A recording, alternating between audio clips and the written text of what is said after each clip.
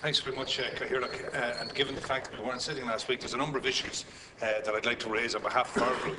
Firstly, the fact that we weren't sitting last week. I think the record should show that that's the government chief whip in the other house determining the business in this house to ensure that we're the subservient little lapdog of the Taoiseach of the day.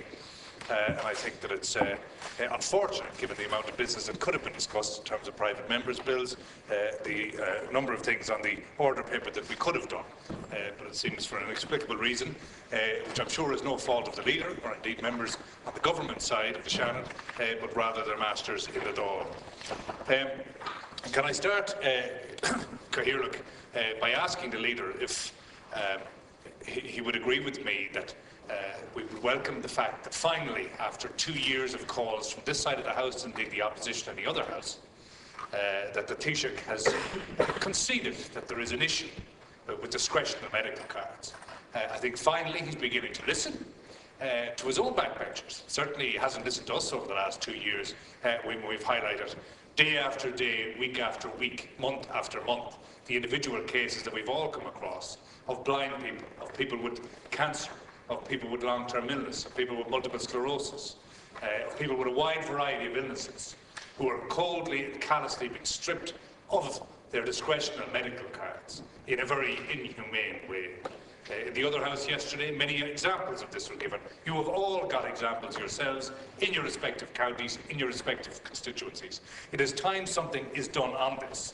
And I would like to propose an amendment to the order of business that Minister James Riley come to the House and highlight in detail for us what is going to be done to help these families.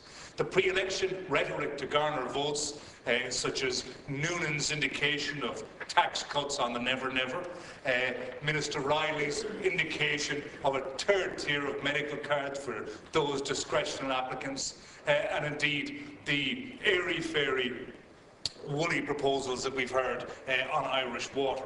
We don't want those kinds of details or empty promises. What we need is the absolute detail that's going to answer the question for the blind person whose home I was in last night, who expressed their fear that their review is going to take them off their discretionary medical card.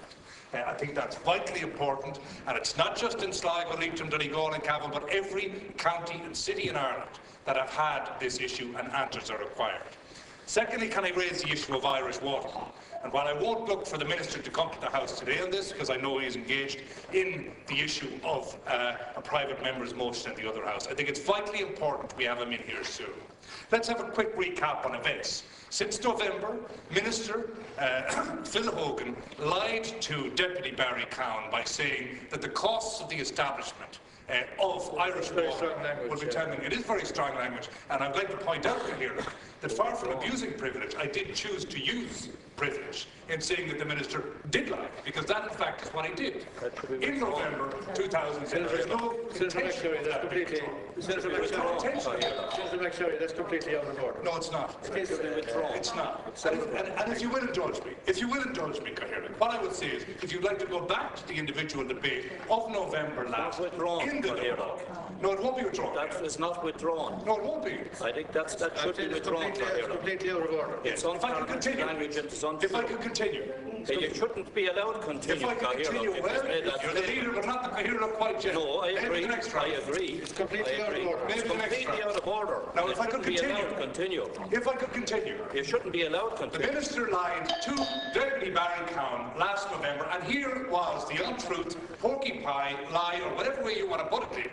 The reality is, he was asked, how much is it going to cost? He answered the question by saying in the November debate, and check the record here because it says it, he said 10 million, even though he personally, with his cabinet colleagues, had sanctioned 180 million 3 months beforehand.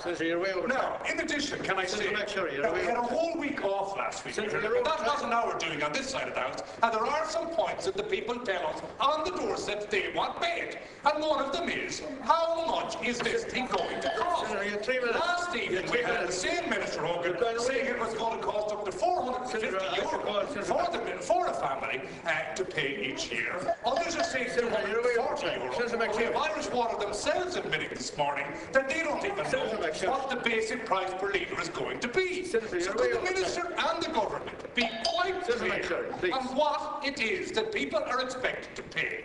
They want to know the truth, not lies, not falsehoods, not multiplies, and not fantasy being put forward by election candidates. They want to know, not the lies of last November of Minister Hogan, they want to know the facts of what has to be paid today. Thank you.